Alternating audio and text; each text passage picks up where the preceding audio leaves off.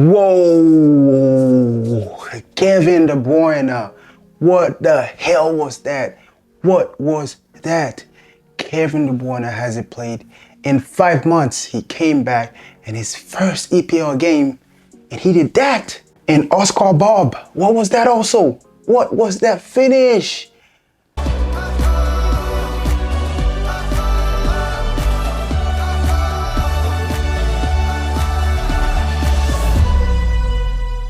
I swear the world of football is in trouble now that the savior, Kevin De Bruyne, the best player in the world since Messi is not playing in Europe anymore.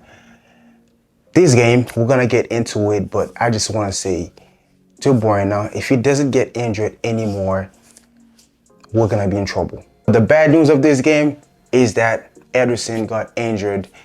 We know how good of a passer he is, these long balls and stuff. We know how good he is with that. And I believe that it hurt City that he got injured so early. And after he got injured, he made a mistake. I don't even know why they kept him on the field for longer. I don't get it. They did the same thing for Cancelo. And the last game when he got injured, the player shows he's injured. Why did you tape his leg? Like, especially, he's a sweeper keeper. He's going to have the ball a lot. He's going to make a lot of passes. I don't know why they tried to keep him on, but they have a good backup goalkeeper. I didn't think he had a bad game. I thought maybe he could have done better on one of these goals that they conceded, but it wasn't his fault. Who was the suspect today? Who was the guy? Kyle Walker. I appreciate him.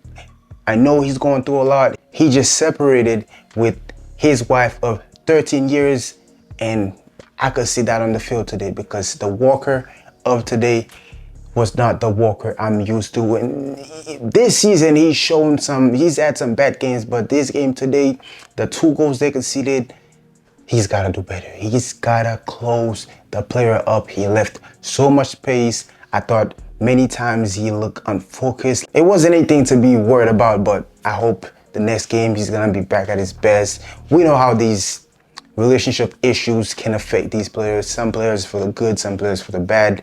And I hope things get better for him. But yeah, Man City scored first. What a goal from Bernardo Silva. What a goal. What a finish. Back heel. I believe the pass came from Rodri. Amazing. Bernardo Silva did not play a bad game, but he got substituted for Kevin De Bruyne later in the game. The 2 players that I thought were not good enough, not really not good enough, but not present enough. They did not get on the ball enough, especially Julian Alvarez. The other one was Foden.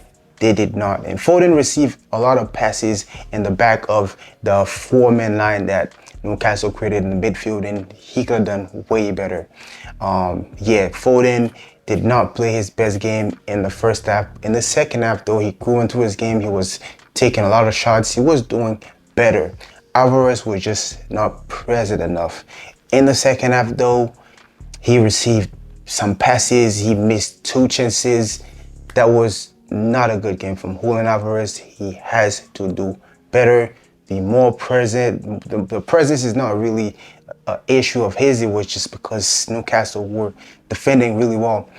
But he's got to finish these chances because Haaland is not here. And how do you have your spot as a starter ahead of Haaland? You have to try to score as many, even though it's almost impossible, or more goals than him. And especially when he's absent, you have to fill in.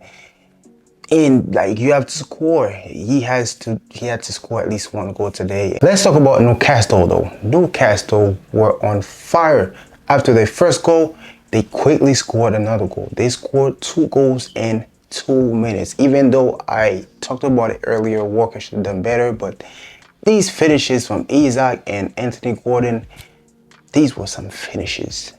Wow, I was like, what the hell? Because before that, Man City were controlling the game. Like, I could see any way they could go behind in this game, like 2-1. I was like, whoa. And from then, Man City struggled the first half.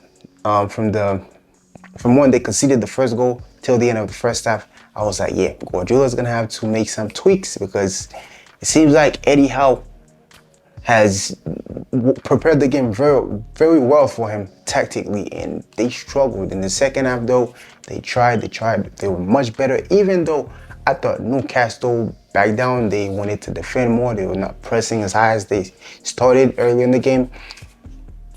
But man, Newcastle, especially defense, like energy. It's always hard to go and win over there. Like this game was the game for Man City to win and show us that they are here to win the title again. Like if they lost this game, it would have been a really tough for them, because this game they had to win it. And guess who won them the game?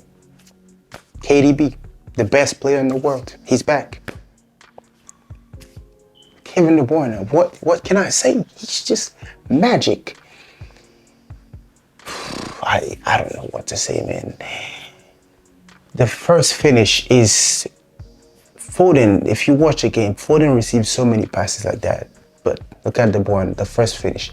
He received the ball so calm, through the leg of the defender, in the corner, the king of accuracy. It's in the back of the net. What else do you want me to say? I mean, he's magic, Kevin De Bruyne. And from the moment he came on, I knew he was going to help him win this game, because what Man City was missing was the creativity, the magic part. When games are hard like that, you need a guy like Messi used to be for Barca. Kevin De Bruyne is the magic. You need him in these games, those hard games. There's many games this season that Man City needed a De Bruyne, like against Tottenham, against Chelsea, against Aston Villa. And he came on, even though Alvarez was not in his game today, Foden did not play his best game.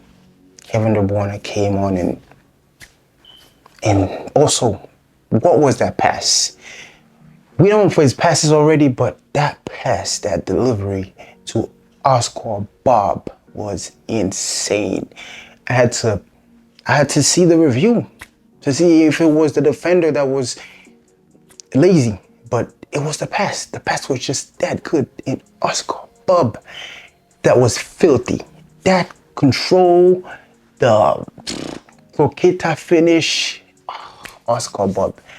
I've been watching this guy, and every time I watch him, I'm like, this guy has some future. Like, in such a tight space, you control the ball dead, and then you finish like that. It was insane, bro. It was insane. The end of this game, it's gonna help the youngster a lot, and I'm so happy for the team. They won this game. They deserved it. Newcastle were not that good, honestly, and especially they haven't been as good as last season. Man City had to win this game, even though we know how hard it is to go and win over there. Honorable mention to Vardio. I thought he played an excellent game. He was amazing today. He was amazing. Also, Rodri, he was the man of the match. He was also amazing. He picked up an assist, and man, what a player. And also, Man City, they got to do something. Their system that they're playing in right now, they concede a lot of counterattacks. Yeah, it's a high line. It's going to be a lot of offsides like we saw today, but you cannot come back from every game when you're behind by 2-1. Like, they have to do something about it. Like, I thought they were conceding way too many counterattacks. And if you play against Liverpool like that, they can kill you. I think there should be some changes in the system, or maybe the players haven't adapted to what Guardiola actually wants from them.